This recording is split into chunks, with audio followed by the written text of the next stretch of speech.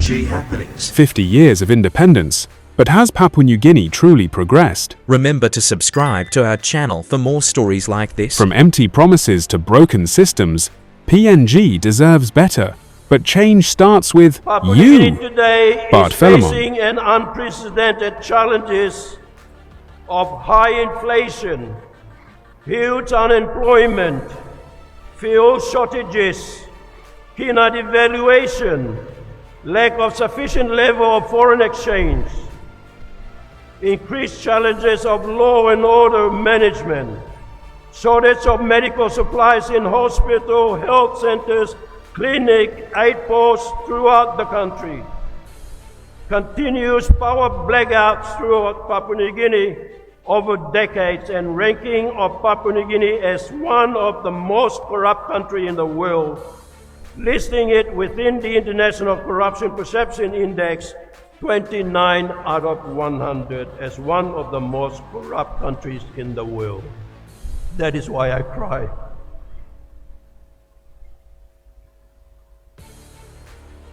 Ever since Papua New Guinea gained its independence 50 years ago,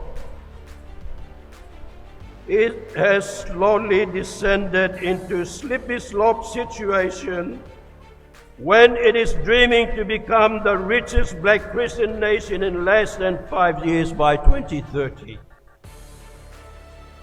The present coverage and the services by the government departments had badly deteriorated progressively over the last 50 years. Poor management of resources, including human resource, slow and inconsistent economic growth which cannot match the population growth, lack of investment in developing human skill and capacity in government workforce. There is a real need for public servants to have a real sense of purpose by following clearly defined career path which leads to professional working atmosphere where public servants will aptly skill that they can positively and effectively contribute to the nation building. The post-independence development discourse in Papua New Guinea has been about challenges of translating the vast potential of this beautiful country into high standard of living for everyone. The potential for the future prosperity and the hope of the people of Papua New Guinea are presently under a real threat of inefficient, incompetent, and corrupt leadership in both our political leaders and the public servants. Every government sector within the administration sector, economic sector, the social sector are currently in the dire need of the serious needs of resuscitation. All sectors are in intensive care unit. Competent specialist hands are required on deck, so to speak, to bring all government sectors out of the intensive care unit and slowly nurse them. If these challenges are not given serious attention now, then our only way over the next 50 years is to end up in the morgue. The post-independent discourse in Papua New Guinea over the last 50 years has been about the challenges of transiting the vast majority of this beautiful, God-blessed country into improving the standard of living for everyone. The potential for the future prosperity and the hope of our people of this country are under a real threat of inefficient, incompetent, and corrupt leadership. Papua New Guinea, by comparison with many developing countries in our region and around the world, is exceptionally richly endowed with both renewable and non-renewable resources. However, since independence, we have not so far used the proceeds from this rich endowment to lay down strong building blocks for the sustainable future development of our children and our grandchildren. Government after government over the last 50 years have been making the same mistakes. These governments have been throwing huge amount of money just nilly-willy into various projects and have mistakenly hoping that money alone will salvage the entire development challenges. This, of course, will not happen, as is the sad case over the last 50 years, in which billions of kina has been squandered, leaving behind no visible, tangible building behind for our children and our grandchildren to cope with going into the future. It is not the absence of wealth that we are suffering from in Papua New Guinea, but clearly it is the absence of competent, effective leadership management of that wealth that we are suffering from. We must never allow ourselves to underestimate the linkage between good, competent, uncorruptible leadership and management and the well-being of our people. Good, uncorruptible leadership and management are not something that we can hold up as a vague notion or a distant goal. It is something that is essential. It is something that is non-negotiable. It is something that we must doggedly pursue regardless of personal costs, regardless of barriers, and regardless of setbacks, regardless of difficulties and frustration.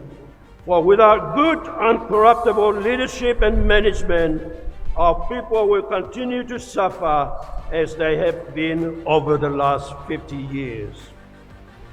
It says in the Bible, in the book of Proverbs, chapter 29, verse 2, and it is inscribed at the front pinnacle entrance into our Parliament House in Guinea, and I quote, "When the wicked rule, people suffer. When the just rule, people rejoice." End of quote. In foreign unproductive debts as we are presently doing, all our important physical infrastructure will not be properly maintained. Our capacity to provide the much needed basic services to the bulk of our people will be depleted. Without good and competent leadership, children will not receive the quality education they are entitled to. Fathers cannot find employment and cannot support their families. Without strong leadership and management, opportunity to grow our economy and attract foreign investment will be limited. Without strong leadership and management, we lose support of our development partners and we lose the confidence of our financial lenders. Without good leadership and management, we waste the very money that should be used to strengthen the infrastructure and program essential to achieve the aspiration of our people. According to the United Nations rating, Papua New Guinea ranks among the lowest or even worse in Human Development Index. Our child and maternal mortality rates remain very high. The very sad thing is that high mortality rates occur mainly from preventable diseases. Our life expectancy rate is low, around mid-60s. Our literacy rate is low, with many of our children lacking access to good quality education. Close to half of our population are living in stolid poverty. Basic government services have deteriorated to such a state that they can no longer provide the basic services that they are supposed to provide. Schools, aid posts, health centers, roads, bridges, airstrip maintenance, police and prison services, and general national and provincial administration have all but broken down. I see poorly educated children. I see seriously run down public buildings. I see news headlines every day about fraud and corruption within our society. In urban centers, I see the social effect of poverty expressed in terms of squalid living in squalid settlements in which crimes and violence readily breeds. So how can a nation of people so richly blessed with such wealth and natural resources suffer in the way so many of our people do as we are entering 50 years of our independence? Where is the wealth that we are so richly blessed with going to? Clearly, much of the people's natural wealth has not filtered into the people in terms of social services. It is not the absence of wealth in Papua New Guinea that we suffer, but again, it is the absence of competent leadership management of that wealth that we suffer. We must never allow ourselves to underestimate the linkages between good, competent leadership and the well-being of our country. Good, uncorruptible leadership management is not something we can hold up as some vague notion or a distant goal. It is something that is essential.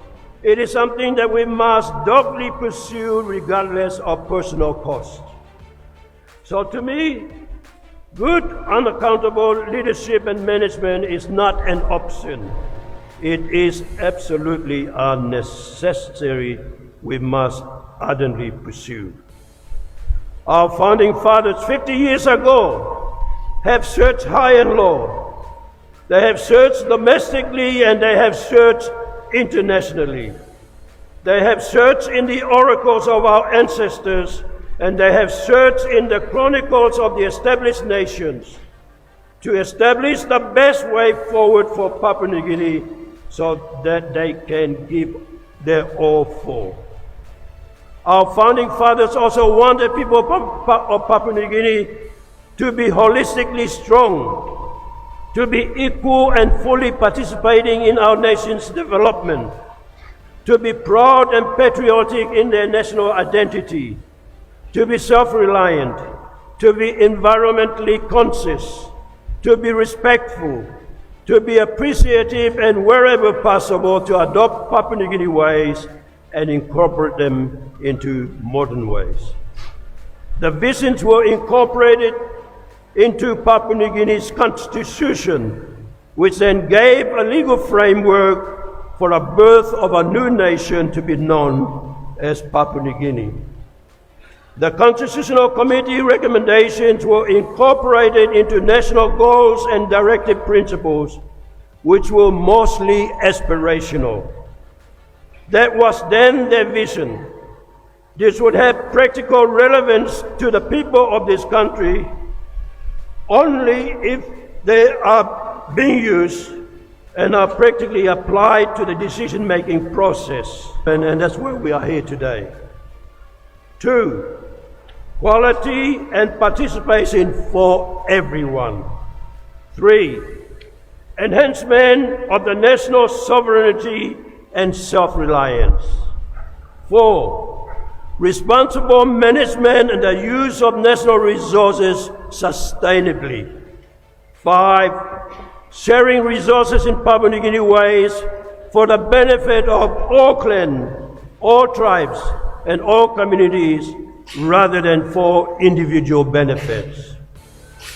These sets of goals were to be the key pillars upon which the respective governments over the last 50 years were expected to deliver Papua New Guinea from the subsistence economy to modern cash economy. The vehicle to deliver the outcome of these goals were to be done through plans and strategies.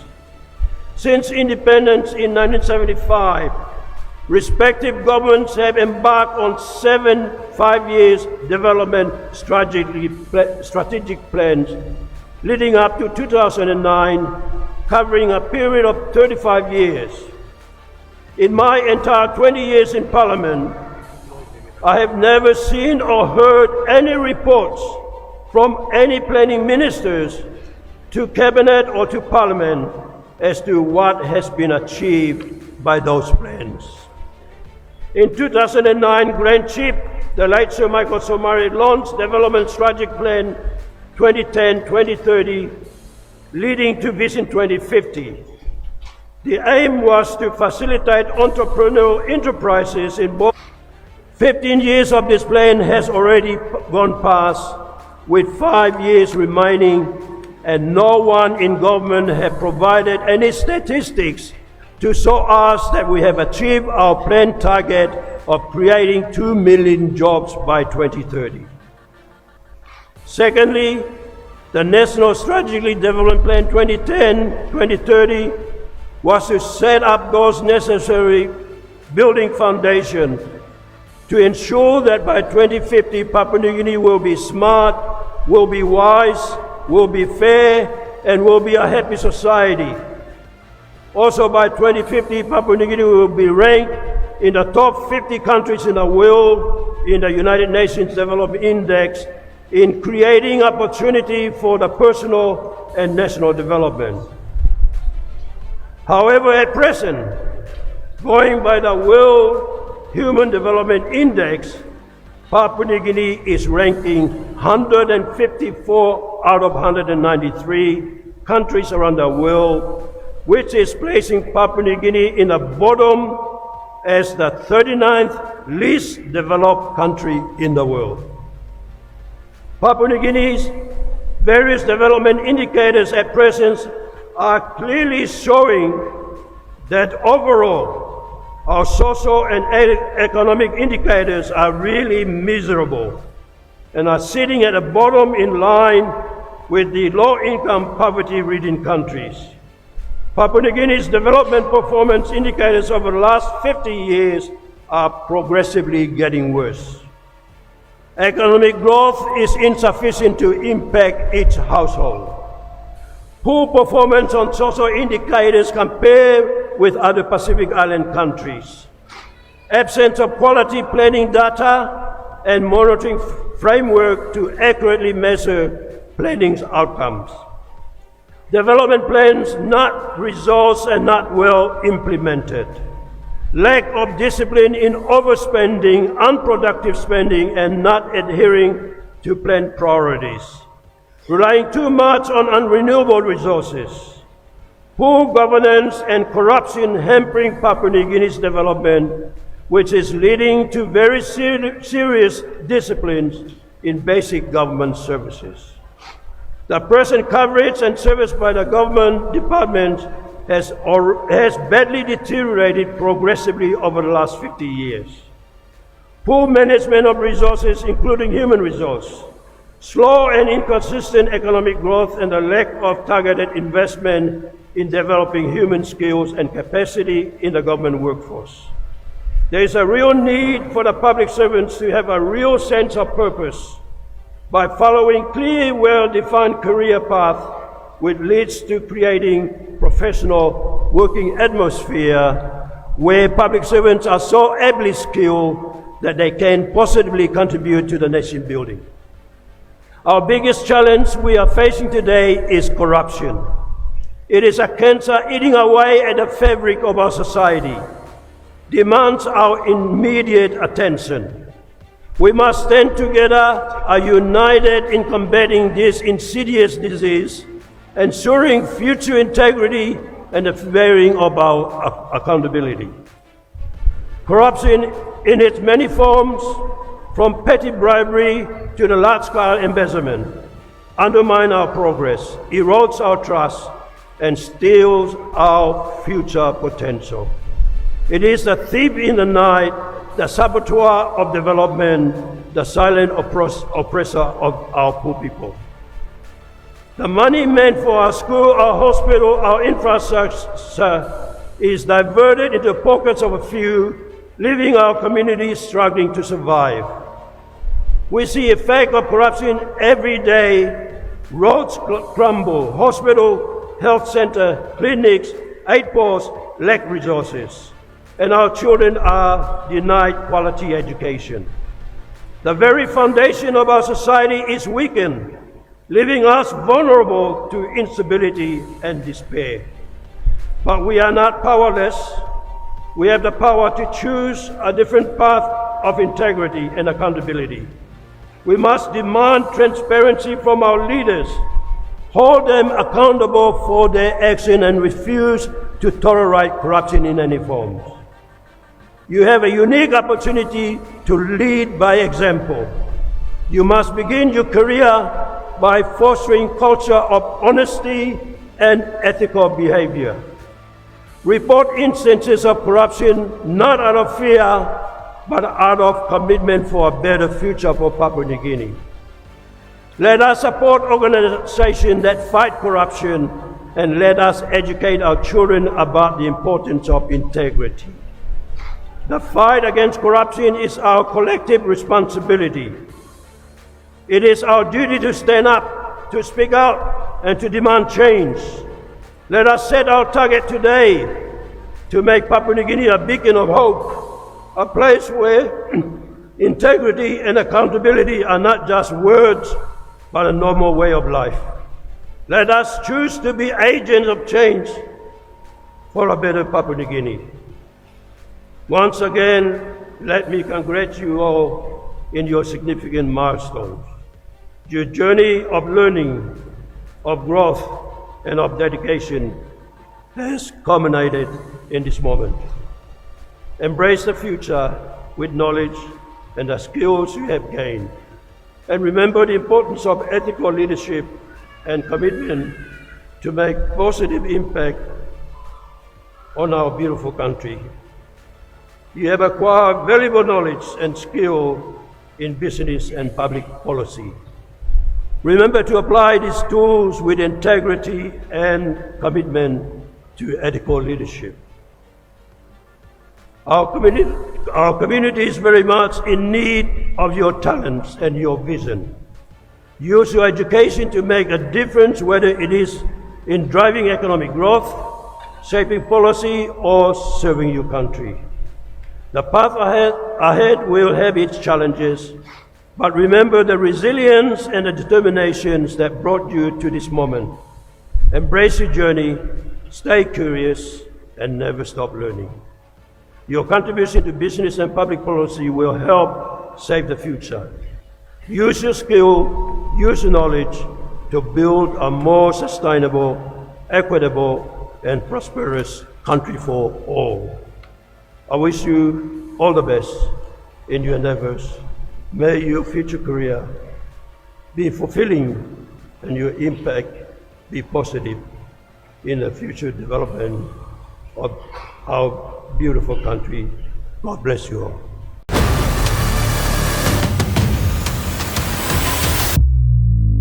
PNG Happenings.